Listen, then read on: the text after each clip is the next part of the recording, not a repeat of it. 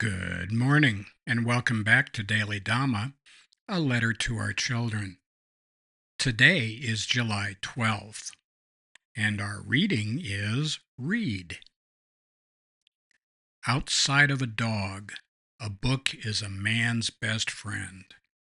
Inside of a dog, it's too dark to read. And that's Groucho Marx. By all means, read good books. They enrich the soul and carry us places we could never go to otherwise. But stick to reading books. Don't try to read someone else's mind. Another person's mind is a cipher.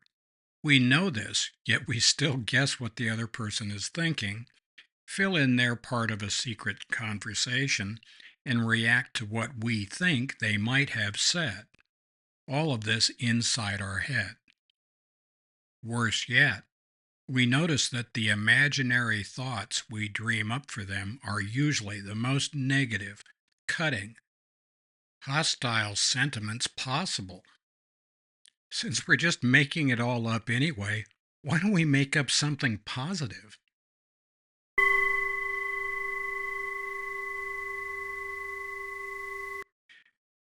We've got a natural affinity for funny guys. 33rd degree Heyokas are right at the top of our list of people that we like to pay attention to. And Groucho Marx is right in there with Florence King and Frank Zappa and H.L. Mencken and some of these other guys. We think the world of him. He's the guy, I'm pretty sure, who also said he'd never join a club that would have him as a member. We resemble that remark too.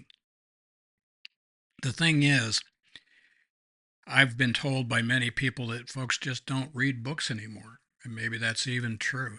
It's too bad.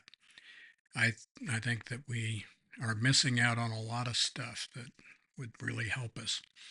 All of the best books were written thousands of years ago, and those are the ones whose literature informs us the most, especially about spiritual matters, and that's the ones that we need to pay attention to the most.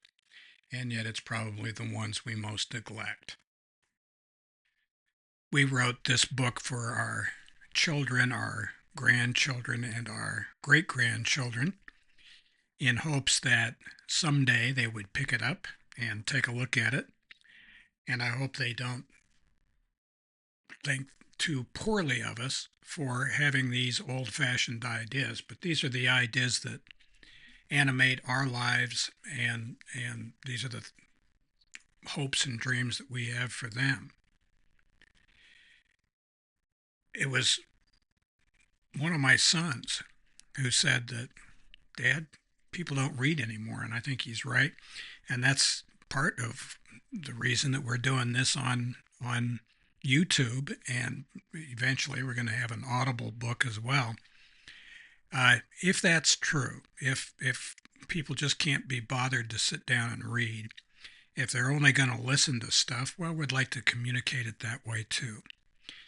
The problem with a tape is that you can't repair the conversation when meaning breaks down. It's the same problem you have with a book, though. When you're having a conversation and you say something and it's not what you meant to say, and you can see that it didn't do what you wanted it to do by looking at the expression on your interlocutor's face, then you have an opportunity right there on the spot to change or to reword or to rephrase or to do something to repair that loss of meaning. I imagine that someday we'll be able to read the minds of the people we're communicating with, and we'll have perfect communication someday. But I kind of doubt it. Where's the fun in that? So happy trails to you until we meet again.